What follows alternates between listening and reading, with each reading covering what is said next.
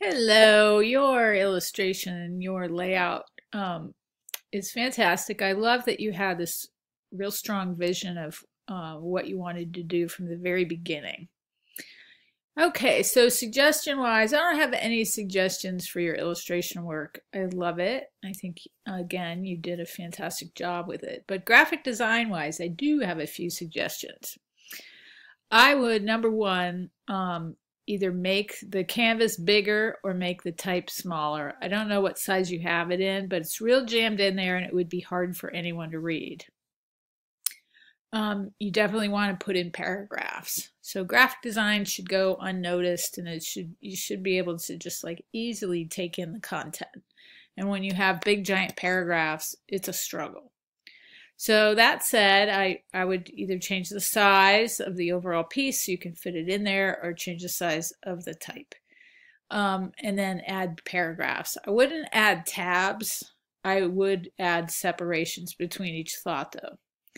The other thing is you want to do the image wrap, and I think the text interferes with your illustration. It'd be great if you could sort of outline the shape of it and then have the text go up against that, and it'll give your illustration room to breathe. And my final thing is bevel emboss drop shadow. This look was really popular when Photoshop first came out, and everybody used it. So it's not considered a contemporary look anymore. Instead, I suggest you go to a free font site and just look for a really cool decorative typeface, and that'll do all the heavy lifting for you. So it seems to me, I don't know, I don't pretend to know anything about this or the Northwest or even Native American art. I know nothing. So what might you want to look for? Something organic, perhaps? Something, maybe something eroded.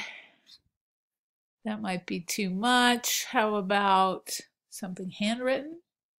That might do it for you. So we're looking up the word totem pole.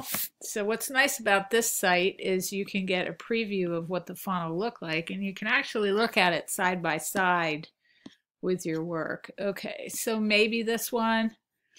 If you were to use something like real handcrafted, I would probably use white to make sure it popped out of that space. Maybe brush.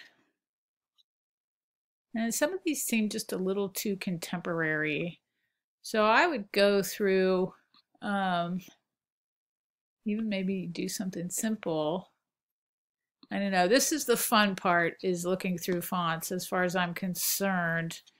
Old school fancy. I don't like that. So just spend some time.